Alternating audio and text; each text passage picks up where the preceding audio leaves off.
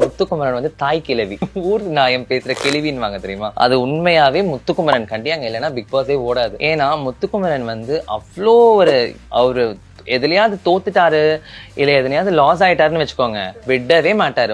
உங்களோட mind wash எல்லாம் பண்ணி அதை ஏன் இப்படி பண்ணலை, ஏன் பண்ணியிருக்கலாம்ல அப்படின்னு சொல்லி அப்படி பேசுவார். அதனால ஊர் கிழவின்னு சொல்லி நான் வச்சிருக்கேன் முத்துக்குமரனுக்கு. அவர் ராணவ் எப்படின்னா நேச்சுரலா எப்போ பிக் பாஸ்ல இருக்காரோ அதே மாதிரி தான் வெளியவும் இருப்பார். அவ்வளோவா யாருக்கிட்டையும் பேச மாட்டாரு. பட் எப்படி சொல்றதுன்னா அவர் ஒரு லாயர். ஆக்சுவலி நிறைய கேசஸ் எடுத்திருக்காங்க, நானே பார்த்துருக்கேன் நிறைய ஃப்ரெண்ட்ஸ் கூட எல்லாம்.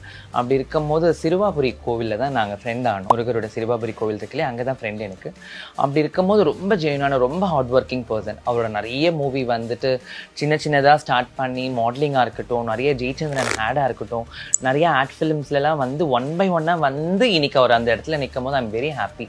அவர் வந்து இண்டிவிஜுவலாக அவர் பாட்டுன்னு எவ்வளோ திட்டு வாங்கினாலும் சரி, அவர் பாட்டு என்ன வேணால் பண்ணலான்னு சொல்லிட்டு அவர் ஆக்சுவலி கேம் சேஞ்சர். நீங்கள் நல்லா வாட்ச் பண்ணிங்கன்னா ஒரு கேம் வந்து இப்படி தான் போகணுன்னு இருக்கும்.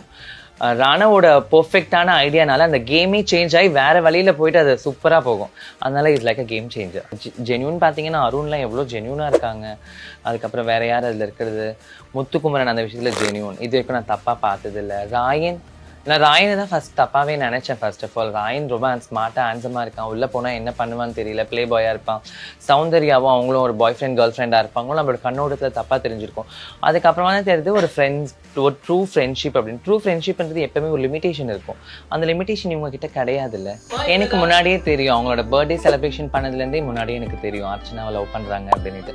மீடியாவில் ரிவீல் பண்ணலை, பட் அவங்களுடைய ஃபேமிலி மெம்பர்ஸ், ஃப்ரெண்ட்ஸ்க்கு, க்ளோஸ் ஃப்ரெண்ட்ஸ்க்கு தெரியும் அர்ச்சனா தான் அவங்களோட ஆர்லி குவீனா அவங்க தான் அப்படின்ட்டு. அருண் வந்து is a very intelligent and genuine person. ஏன்னா வந்துட்டு நேர்லேயுமே சரி, அவர் கொஞ்சம் ஷார்ட் டெம்பர், பட் வந்துட்டு அதில் கேம் ப்ளே பண்ணுறது இட்ஸ் வெரி ஸ்வீட் ஆக்சுவலி.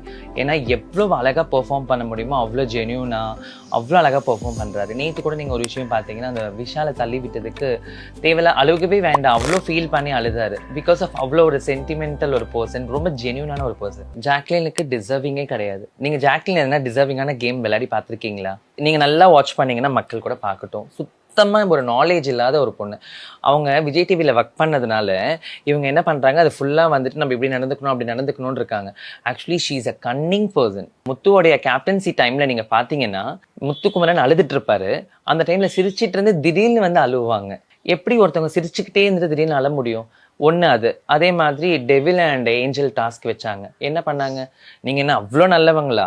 ஒரு ஏஞ்சலாக இருக்கும் போதும் ஒன்றும் பண்ண முடியல, டெவிலாக இருக்கும் போதும் ஒன்றும் பண்ண முடியல. என்னது இவ்வளோ நாள் எப்படி இருக்காங்கன்னு எனக்கு டவுட்டாக இருக்குது. அங்கே எதுக்குடா இவ்வளோ நாள் வச்சுருக்கீங்க? ஜாக்லின் வந்தாங்க, சரி ஒரு 30 days இருந்தாங்க, 40 days இருந்தாங்க, போயிடலாம்ல. அந்த மாதிரி அனுப்பியிருக்கலாம். டிசர்விங் இல்லாத ஒரு கண்டஸ்டன்ட்டை இவ்வளோ நாள் ஏன் ட்ராவல் பண்ண விடுறாங்க? எந்த கேமுமே விளையாட தெரியாது. நீங்கள் எந்த கேம் பார்த்தீங்கனாலுமே பாருங்களேன், ஐயோ நான் அதை பண்ணியிருக்கலாம், இதை பண்ணியிருக்கலாம், அதை பண்ணியிருக்கலாம். இப்போ நேற்றுமே ராயனுக்கு அவங்களுக்கும் சண்டை வரும்போது வந்துட்டு ராயன் சொல்கிறாரு,